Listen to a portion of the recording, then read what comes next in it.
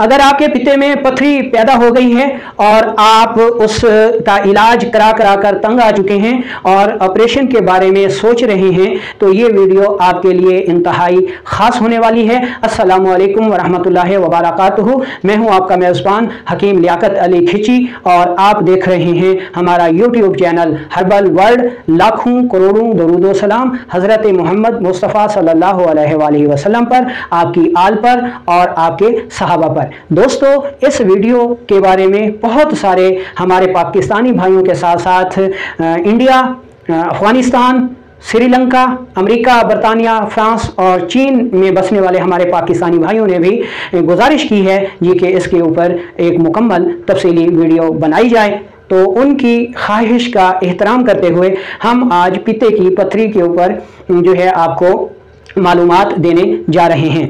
दोस्तों, सबसे पहले तो आपने दो चीज़ों को समझना है। नंबर एक, पित्ता, ठीक है, और नंबर दो, उसमें मौजूद सफरा। पित्ता जो है ये एक गुदद है, ग्लैंड है और जिगर के मातहत काम करता है और इसका मिजाज जो है वो गर्म, खुश्क से गर्म तर यानी गुद्दी मिजाज रखता है और इसके अंदर जो रतूबत रहती है उसको सफरा कहते हैं। और सफरा का काम ये है कि हमारे खून को पतला रखे, गाढ़ा ना होने दे, और हमारे जिस्म में दूसरे जो मादे पाए जाते हैं उनको भी ये मुंजमद ना होने दे, यानी पतला रखे। तो ये काम है पित्ते का और ये काम है सफरा का। इसी तरह ये सफरा जो है आंतों पर गिरता है और कब्ज़ नहीं होती, फासिद मादे जो है वो जिस्म से अखराज पाते रहते हैं। ये सफरा और पित्ते का काम है। ठीक है जी, यहाँ तक उम्मीद है कि आपको समझ आ गई होगी।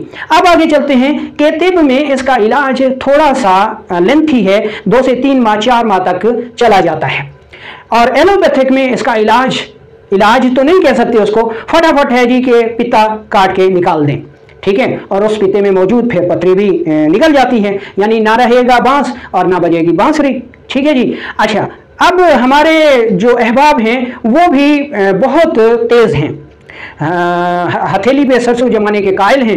कहते हैं जी कि बस फटाफट हो और हमें आराम आ जाए। ठीक है, तेब में चूंकि देर लगती है इसलिए वो ऑपरेशन को तरजीह देते हैं और पित्ता ही निकलवा देते हैं। हालांकि पथरी नहीं निकलती, पित्ता निकाल दिया जाता है।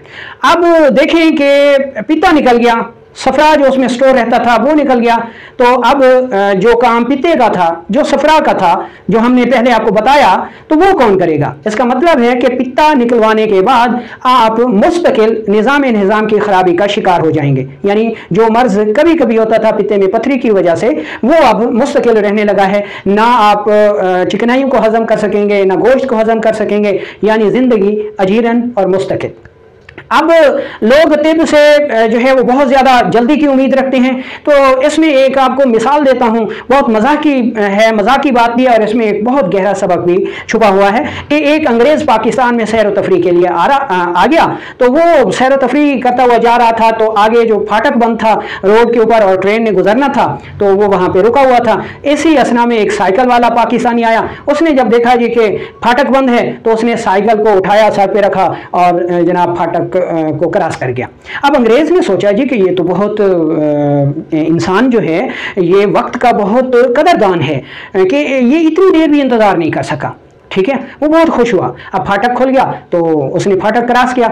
फाटक क्रॉस करके आगे पहुंचा तो एक मेला लगा हुआ था, लोग इकट्ठे थे। वो लोग गया जी कि देखें यहाँ पे क्या हो रहा है। जब उसने जाके देखा तो वहाँ पे तमाशा हो रहा था और एक बंदर नचा रहा था।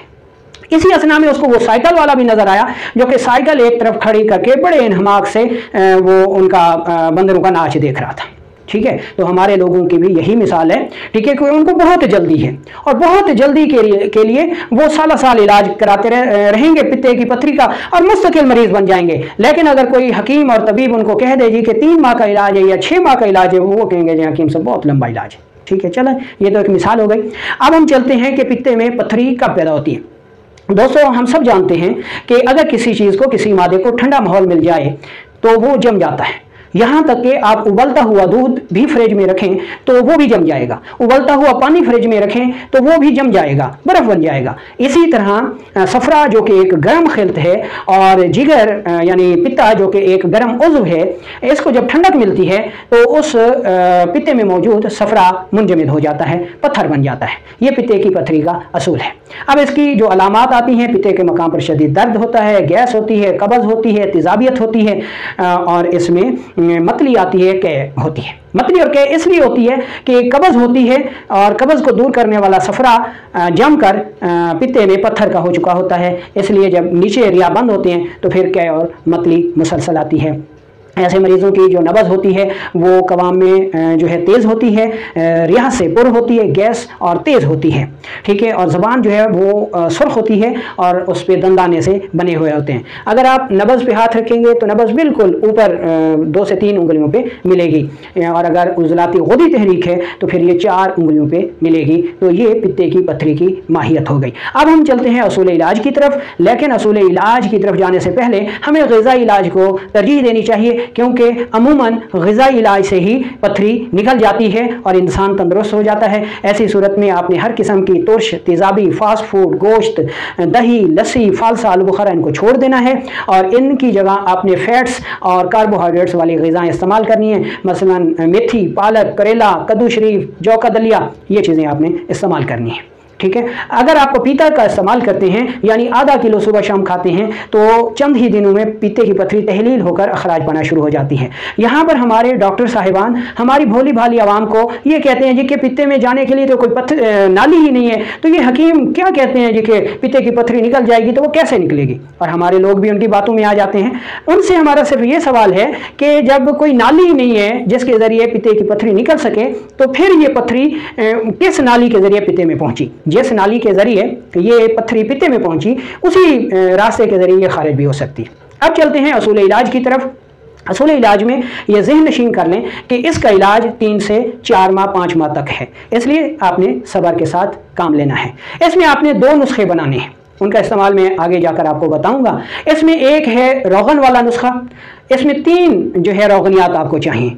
रोगन जैतून 2 हिस्सा चाहिए, बादाम रोगन 1 हिस्सा चाहिए और कैस्टर ऑयल आपको 1 हिस्सा चाहिए। यानी अगर आपके पास रोगन जैतून 60 ml है, ठीक है, तो इसी हिसाब से 30 ml आपको बादाम रोगन चाहिए और 30 ml आपको कैस्टर ऑयल चाहिए, ठीक है जी। ये तीनों रोगनियात खालिस हालत में हूँ तो काम करेंगे, नकली हूँ, मिलावट शुदा हूँ तो काम नहीं करेंगे। इन तीनों को मिला के रख लें, आपका ये एक नुस्खा तैयार हो गया।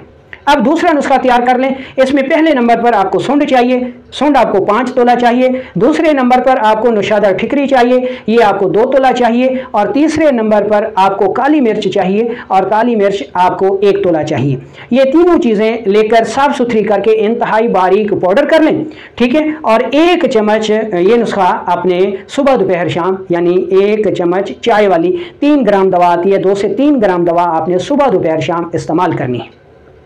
और जो नुस्खा आपने बनाया था रोगनियात वाला, तो वो 1 चम्मच चाय वाला वो आपने रात को सोते वक्त पी लेना है, ठीक है।